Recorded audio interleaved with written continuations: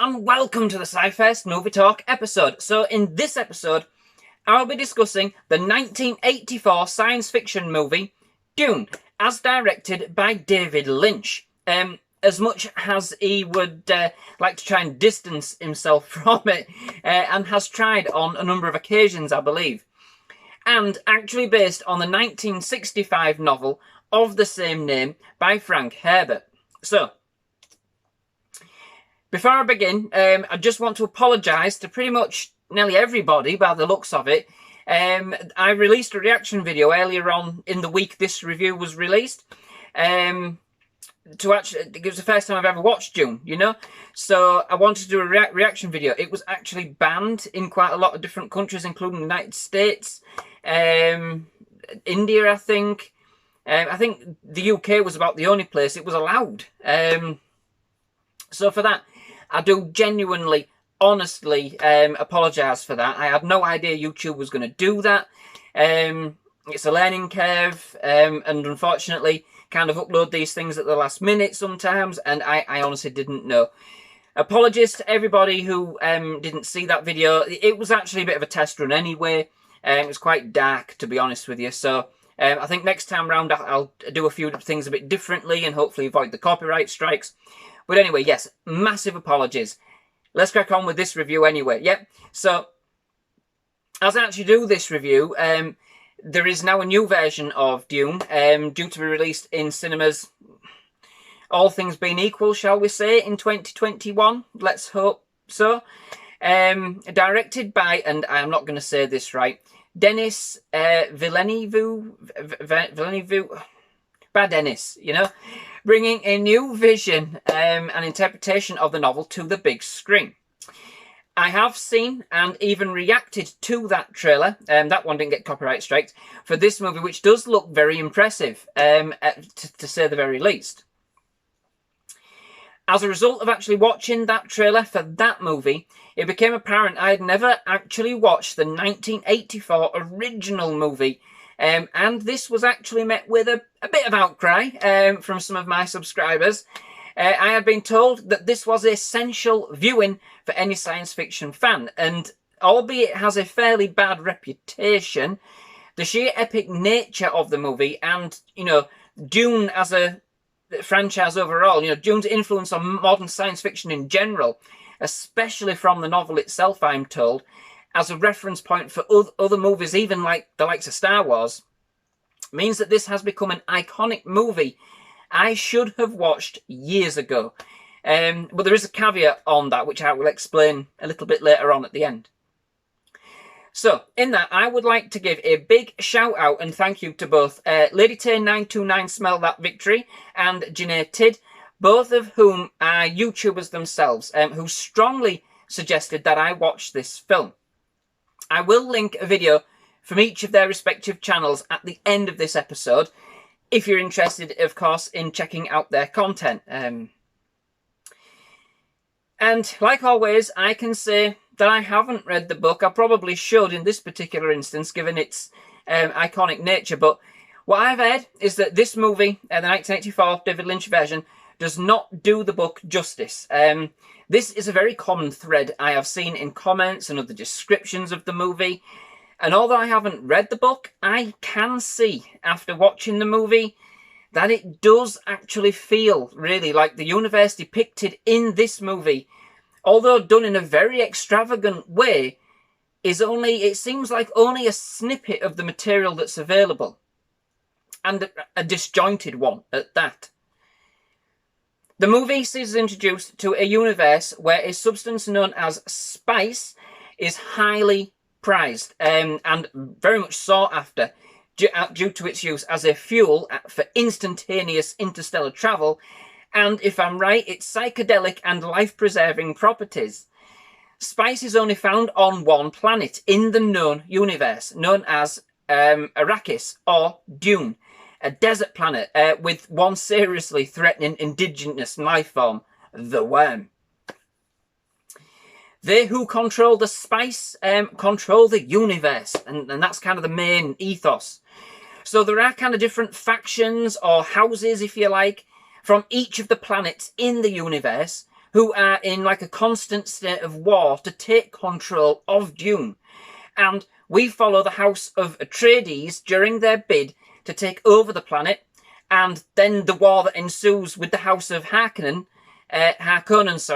who are also out to take control as well. So there's quite a lot going on, to say this. And then in all of that, in the midst of all of that going on, is a prophecy foretold of a chosen one, a supreme kind of superhuman being, if you like, that will bring control of Arrakis to the planet's native people, the Fremen, who live in the shadows, I'm sure people will correct me on this, among the rocks and the caves of the planet. So, now, I don't mind saying that the synopsis that I have just provided here is an oversimplification, to say the least. This world is very detailed, intertwined, and vibrant, and there are lots of different story threads that are kind of intertwined into the movie. I could have made, to be fair, an episode itself just on the plots alone in this movie, and so I kind of did have to stop somewhere, and in a format that would at least make sense of my review, and where I was kind of at with the movie, to be fair. So, here we are, you know. I did finally watch the film, and overall, although I do agree with the general consensus with regards to this movie, I must say, and I'll be honest, that overall, I did find it fairly enjoyable. It has a kind of very big scale and dramatic feel to it throughout. You can see that what was indeed, that was intended was a movie of epic proportions. In this, the movie does stand out. And indeed, it is quite the spectacle and is very stunning in its style and cinematography from the outset. However, what really does let this film down drastically is its method of telling the overall story. It is presented in a manner which makes it extremely difficult to follow, with a number of styles kind of being used, such as narration, including such by each of the characters using an inner voice, which kind of does lend itself to appear as though they're kind of talking to us as the audience. It results in a very disjointed way of providing the information we need to know, which itself is kind of given real thick and fast at the start of the movie, which leaves you feeling quite lost. And given its almost schooling style at times, can also make you feel a bit stupid for not being able to follow it. I'm sure that wasn't its intent, but it's certainly how I felt when I watched it, and particularly at the start.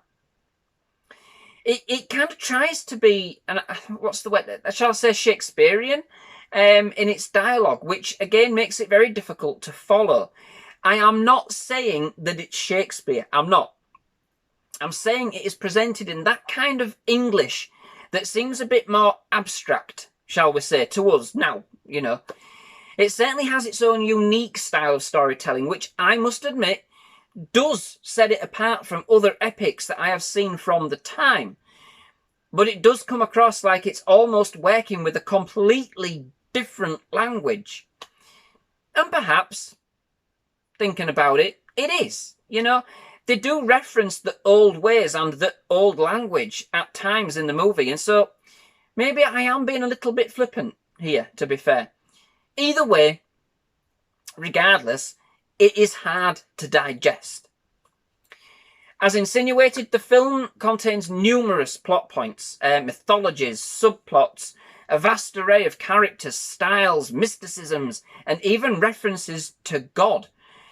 Plots almost unfold into one another and are sometimes literally jolted into the movie without prior reference. Again, further making the movie hard to follow. It has no solid focus for a great deal of the movie and kind of bounces back and forth.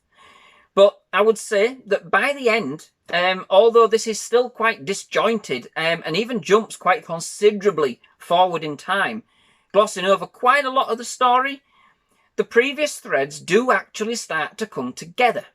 and it does start to make a bit more sense. There was actually a point in the film where I had that kind of light bulb moment, you know, where it did seem to kind of gel a lot more than it had up to that point. I would say that I did actually watch the film again as I was making the reaction video. I was cutting and slicing it. And on that second viewing, if you like, given the knowledge that I had from the start, it made a lot more sense overall and allowed me to kind of enjoy more of the spectacle that was the actual creativity of the movie, which is simply out of this world. The work that has gone into creating each of the worlds and the level of detail involved is simply phenomenal. Each is unique and distinct, and there is some great, if albeit completely over the top sometimes, character play, accompanied by some excellent amateur dramatic deaths, I must say. In fact, in terms of the level of detail involved in the set design, I can't say that I have seen too much like it at all. Not from the period the movie was actually made in any event, not at all. It really does look like a labour of love. There was certainly some vision here. And to be fair, the film, I could say that about the whole ensemble as a whole. There was vision. You've got to, agree with that. It certainly has a very adventurous feel. It's just very clear that the filmmakers had an idea they wanted to kind of execute. And I think they achieved this visually overall. They just didn't execute it well in terms of its story at all. It does have quite the soundtrack though, which was another redeeming feature of the movie for me. Brought to us by the band Toto. Yes, Toto! With a theme composed by Brian Eno.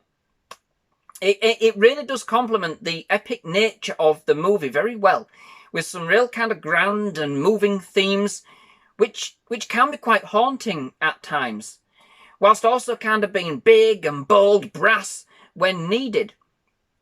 There were times, especially when the action was heating up in its own way, and with the way it was depicted on screen, I thought that everybody was actually going to burst out into song and give us like an impromptu rock concert for our efforts.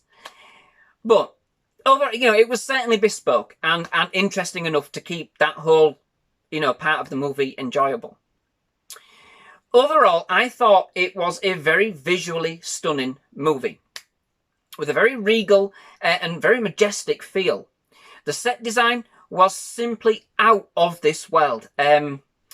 Unfortunately, the story was made far too complicated by the awkward and cumbersome use of the dialogue and the way that an immense amount of information was kind of thrust upon us right at the very start. It is a movie that that can be very offbeat and very obscure at times, for sure, but it is built in what feels like a very expansive and colourful universe that has a real depth quality to it that unfortunately didn't feel like it was fully explored in this movie, perhaps as much as it could have or should have been. Also, just to finish, the caveat that I mentioned earlier with regards to not watching this movie when I was younger, I'm actually glad I didn't, when all's told. This would have gone straight over my head, for sure. And then it would have completely put me off. As it stands now, it has left me quite intrigued for this overall universe. And I'm certainly interested in finding out more. So, that brings me to the end of this episode. Many thanks for watching. I do hope you've enjoyed it. If you have, please leave a like. Please do hit that subscribe button for more movie reviews, trailer reactions, and other movie-related content. Absolutely loved having you here at SciFirst MovieTalk. We would definitely love to have you back. There is lots more going on the channel as we move forward. But yes, just thank you very much for watching. Goodbye.